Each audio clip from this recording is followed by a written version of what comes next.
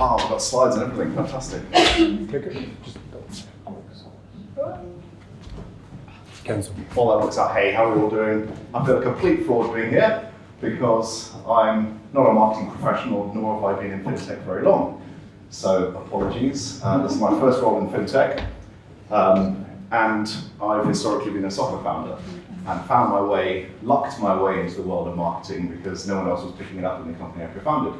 And so how can I do the job and then learn the job? And now we went for an exit in 2019, got sold to a big PE company, which was the SaaS business I founded, and then we ended up on an acquisition spree, buying other assets.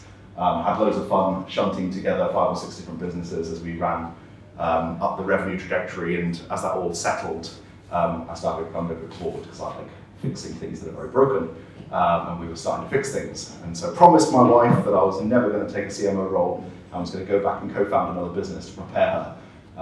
And then 2 weeks later, joined Paddle as CMO. So I'm not even a very good career pathway. So we'll see where we get to today, but I've hopefully just got a few things that I've been learning on this journey. I know I can learn way more from everyone else in this room, so there's no pride of ownership here and no correct answers here. This is just me trying to share a few things that we've been going through at Paddle and things I've learned on that journey. Hopefully that's helpful. I'll be around a bit at the end. Please connect with me afterwards if we can help in any way. One of the things that I love about the team at Paddle is it really is a net give philosophy. How can we make sure we're giving to everyone across the community to help them grow their businesses better, faster, safer? So, CMO is a catalyst for change in fit. I didn't choose this title, by the way, so just to be very clear. Fantastic, right. So, IDEO, this was an AI business that we started back in the day and sold in 2019 before AI was cool. I can just about spell AI, I can't do much more. I was on the biz dev side, not on the tech side. And we grew it okay, and then joined a business that became Optimizely, which is a personalization technology. Some of you might know, but we actually acquired that asset as part of a roll-up. We went from 400 people to 1,600 people in 18 months through COVID. Complete mess, just buying assets, shunting them together. From the people side of things, it was a bit of a train wreck. From the revenue side of things, it was good. They're now about 400 million ARR and profitable and doing well. And then came in to Paddle, and so we're kind of private company, not allowed to say revenue, etc., probably 2/3 of the way up that middle, but quite a lot of way down when I joined 2.5 years ago. And we've been through an acquisition, and we've had some fun going through the market conditions that some of you might have heard about on the news and be experiencing in your numbers over the course of the last year, and now we're in a really, really good place as we go through 2024. So there's a tiny bit of background so everyone can center this. We're a business that trades as a merchant of record. It's not a regulated business, but effectively what we're doing is waking up every day and trying to solve all of these problems for thousands of software companies that are selling globally. If you've got a software company and you're self-serve, you're taking payments in different currencies from all over the world, and then there's different pricing for those. You've got to route them through different rails. You've got tax compliance issues that we absolve those customers of. We do it with about 1.1 billion in GMV, 3,500 customers, but we've also got a free metrics product that sees behind other people connect competitive billing systems to ours, and we see about 37 billion ARR. So we see a real good proportion of the SaaS industry through our metrics dashboard. So all these things are stuff we wake up and think about. 3 things that I learned very quickly joining Paddle. The first was, I'd never been in a business that was usage-based before, and we were a 5% and 50 cents transaction type model. That was mind-blowing to me, that my customer success was my success from a revenue perspective. I'd always been in SaaS businesses where we were selling licenses and desperately trying to renew them a year later so we didn't have big churn numbers on our books. And suddenly we're in this position where if our customers just grow incrementally faster than they would have without us, that benefit seeps straight through to our bottom line. And I love that. I love being close to the customer. Customer proximity is really important to me. We serve very small software businesses all around the world, 1 person, 2 people, indie hackers, all the way up to software businesses doing hundreds of millions of revenue. And to understand how we can inflect and then benefit from their growth, I just totally love. So that's the first thing that was really interesting to me from being in a SaaS business where the art of the upsell, of trying to lever in a price increase or some extra things to sell them at the end of the year, was the only way of deriving more benefit. And now being in this very aligned situation where all we have to do is help them grow faster and we grow faster was really interesting to me. The second thing that I thought was fascinating was how complex this business is. We're a multi-product business. We also have a SaaS proposition and a consulting proposition alongside the kind of core merchant of record. And we serve businesses all over the world from small to large. And it's mind-blowing. I don't understand half of it. I wake up every day trying to learn more about what our customers are facing and the different segments we see. But that complexity means that I have to face the day and face the marketing challenge in a very different way to environments that were larger but more simple in previous roles that I've been part of. The third thing is the criticality of what we do. If anything we do stops working, our customers don't get paid. They can't transact revenue from their customers. And I learned very quickly how unbelievably angry they could be when we messed up. How Twitter was an absolute cesspool for that first few months while we fixed a few things, where opening the tweets channel on Slack was just this thing that induced breakdown before 10 a.m. every single morning. I don't know, there's a few people wincing, so maybe you've had a little bit of that as well. But the utter criticality of this, I was in a business before where we were selling into massive global enterprises, and what we did we thought was business critical. But really, if the personalization we were delivering on some big bank's website went down for 5 minutes, it didn't matter at all. We had some redundancy, and in the grand scheme of things, we could still make it through. And yet, the second anything stops working in our current ecosystem, there's massive alerts going on, notifications all over the place, people being, dropping down the fireman's pole in order to work out what's going on, and very, very angry customers. And therefore, trust and building trust and a long-term perspective on trust being absolutely critical to being able to become part of the infrastructure of the thousands of customers that we're really privileged to serve. So those are three things that I reflected on as I came in and spent that first 6 months just working out what on earth was this business that we were going to be, I was going to be part of. And genuinely every day is a school day. I treat every day as a school day regardless, but at Paddle it feels like we've gone up a couple of years, and I'm sometimes floundering, but now and again starting to swim. So as per the title, we're talking about kind of three things that perhaps hopefully are going to be useful in other fintech environments that I've found useful for me. The first one is something that feels very big company. I've been in startups all my life, which is cross-functional alignment. Something that I wish I was a cooler way of talking about it. We love in startups talking about moving fast and breaking things. We love talking about how it's all about the hustle. We love talking about how that next sales tactic or that next partnership or that next person we hire is going to kind of make or break. We always have silver bullet syndrome, that the next thing we're going to try is going to retire our quota for the year. And yet, the experience we've had at Paddle over the last few years is actually that sticking to our knitting and making sure everyone knows exactly what they're doing and are rowing in the right direction has been the pathway to speed. 2 years ago, we were a group of reasonably good athletes in a boat, but all rowing in slightly different directions at very different times. Marketing, rowing at a different time in the product, shouting about things that weren't yet built. Sales, trying to contract for services that we thought we were selling and actually weren't quite ready for prime time. We built our entire platform and launched it a year ago. It's called Paddle Billing. Already we're doing probably 20% of our revenue via it. It took 115 engineers 18 months to do it. Everything was at a standstill for that period. We were still acquiring new customers, but engineering was at a standstill because everyone was focused on that core bit of infrastructure we were building. And now our changelog is on fire, it's fantastic. But back in those days, gosh, we were selling and marketing something that was still somewhere over the horizon. We were hoping it was going to be delivered by the engineering team that had promised it. And so we worked really hard on cross-functional alignment, on making sure the whole business was united behind a few key principles that we all knew and understood. And we documented this, and we talked about it at every single meeting. We even built Paddle decision-making frameworks, using a bit of sprinkling, a bit of internal marketing on how we talk and how we make decisions, so that everybody knew that they had to go east and west, rather than having an escalation culture of everything that's going wrong gets up to Xcode for them to go and work out. And having the awkward feeling of being on Xcode just meant that lots of stuff was coming up unresolved. So first thing, cross-functional alignment. It genuinely brought us speed. Second thing, I'm a big fan in leadership generally of learning the rules of the game and teaching them so that our teams can play the game themselves. I don't really like that whole top-down thing. I'm not smart enough to be a top-down manager. I can't keep it all in my head. I don't understand everyone's roles. I want to hire people that are smarter than me. And so it was really important that I kind of grokked what the model was for our business fast and then helped communicate what that model is, that marketing model for our team, so they knew the rules of the game and they could go and play it. It's an absolute dream to me when our team is doing stuff that I only find out about after it's launched. Because that means that we've actually taught the rules of the game. They understand what they're doing. And this comes out in lots of different ways, but one of the more recent ones was a year and a half ago when all the budget cuts hit. I had a whole bunch of CMO friends ringing me up saying, what are you doing with your brand budget versus your demand budget? Where are you cutting? That's a perfect example of this false dichotomy that we build, right? There is no brand budget and demand budget. There are time frames we operate on. Anyone in marketing in this room, we have to do something to impact this quarter's pipeline, right? It's very immediate, and we've got to do a few nods, painful nods. Cool. Anyone on calendar quarters in the room? Yeah, okay, good. Q2 is okay? A few shrugs, okay, cool.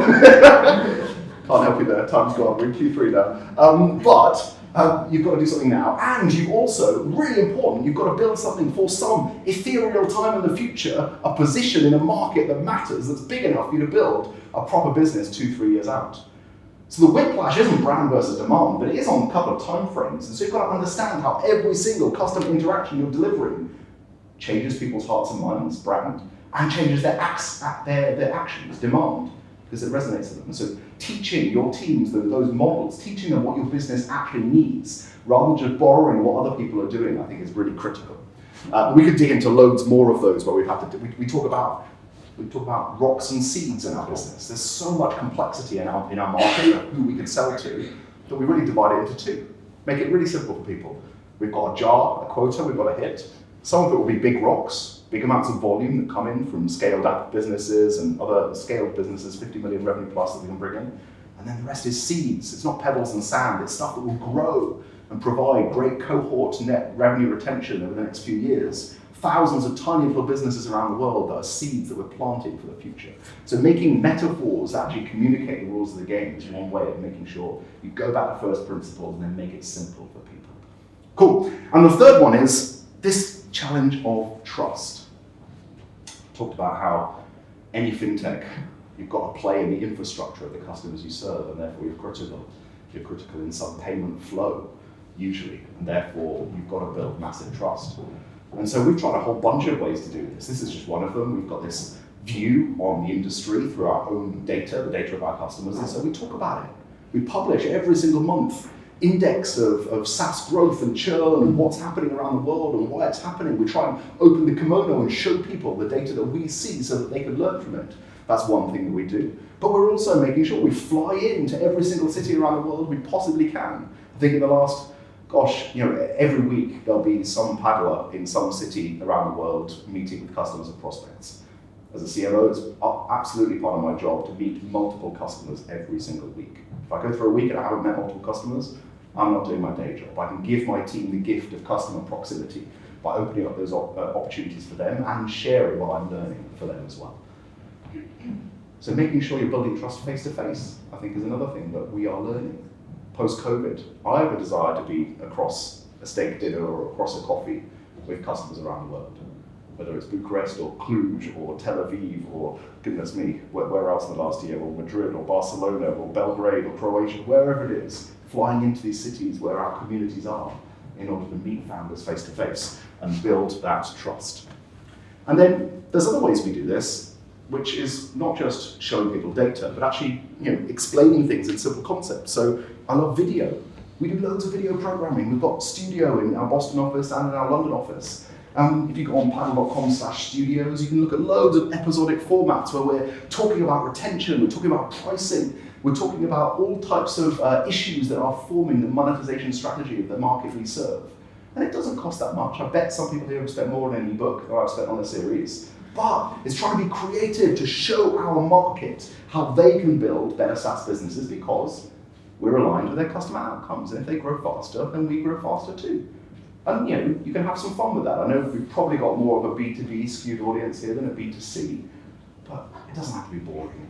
We're B2B, and last year we sent a rocket to space and filmed it as we took a transaction, and we filmed a documentary about the last acquisition we did with an award-winning independent filmmaker and showed that around the world. You've got to be creative with what you've got. Budget cannot constrain your creativity. You're selling to people, you're not selling to businesses. And so we try all these kind of ways of making sure we are being helpful to the market that we serve.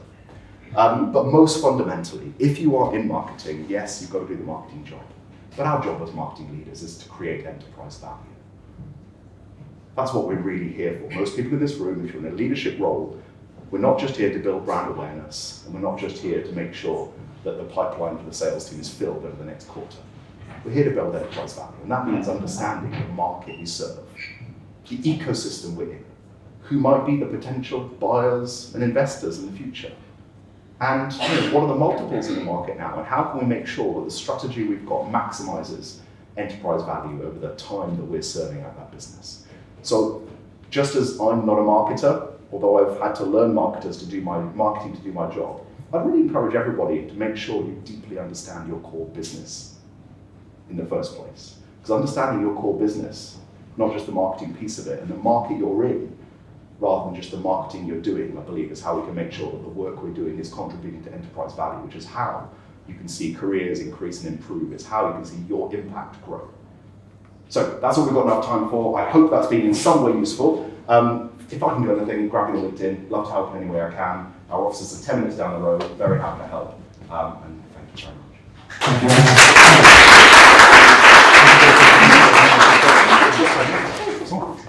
Right. I'm going to hand over the mic to who's brave enough to...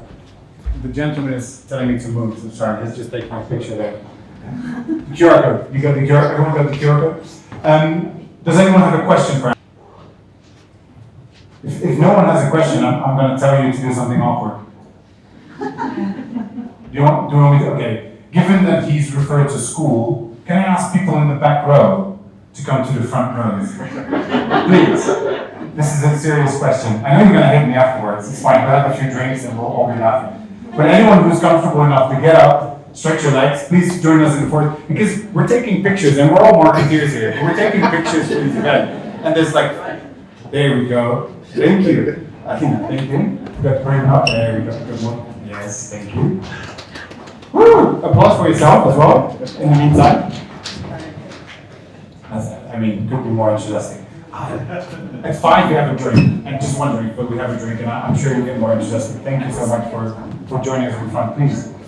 So no one has a question for Andrew? That's all I wrote? Yes. Amazing. Thank you so much. I have one question about something you said, budget shouldn't constrain our creativity. How do you currently drive brand awareness for Paddle? How do you make sure all the customers that are in your market are aware of your brand and your products? So I mentioned that I think there's a false dichotomy between brand and demand. So the first thing is that I believe that you should have brand outcomes, brand goals on your demand campaigns. And I think you should have demand goals on your brand campaigns. So one of the best ways to find more budget for brand is to have brand campaigns masquerading as near-term demand objectives for your CFO. Let's face it, if all of us have got, say you've got an SDR team or BDR team doing outreach and they're using really shit sequences to call it into, that's bad for your brand, right? So there's loads of things you can do to tweak the interactions you've got with your customers through multiple methods, and it can be as simple as the demand you're doing, the ads you're using, the thought leaders you're using, the partnerships you're using. So I think all that's really important. But right now, incremental brand investment, if I was given an extra, an amount of money to go and spend on brand, I'd probably hire more developer experience engineers, because our brand is so much based on us delivering the thing we said we were going to deliver to our market. And so I think as long as we're thinking about these things holistically, in the demand function as well as the brand function, and we're thinking about things holistically in terms of the business model we have and the value we're delivering, rather than just about the very top of funnel flashy billboards, etc., then that's really, really important. And then everyone here will know the concept of a red thread, the idea that something should go through all of your marketing activity from the top to the bottom. Somewhat flippantly, I mentioned about this space campaign we did. Now, we did that because it's a nice little flashy video at the very top that you can go and watch on space.paddle.com and laugh at me and my poor acting skills alongside a bunch of others. That maybe got a few views on LinkedIn, but actually it was preaching a message about internationalization. We've solved tax compliance and payments for software companies on the earth, so now we're going to solve it for the ISS. And it all locked down to a very clear value proposition, backed up by a webinar with an analyst and a very clear demand campaign that went out via ABM. So that's an example of making sure everything is stitched together so that you can use all of the budget you've got to drive those objectives rather than seeing them in buckets. Thank you so much. Yeah, one more question. I think we've got a minute. Hi. Throughout your experience, where have you seen the most change within the structure of the marketing team over the last few years? What things have become less important, what has become more important? The thing I think, lots of people talk about this, I think the thing I think has changed the most is the individual followership of people in your marketing function. So when I'm thinking about hiring, people who already have an audience, Twitter, YouTube, LinkedIn, of the market we serve, I'll be much more interested in hiring and I'll pay a premium for. And I never would have done that 2, 3, 4 years ago, but I think it's becoming absolutely critical. So one thing we can all do is make sure we understand how we can build an audience in a market that's important and attractive to our business or future businesses, because I think it really makes a difference. Yeah, of course.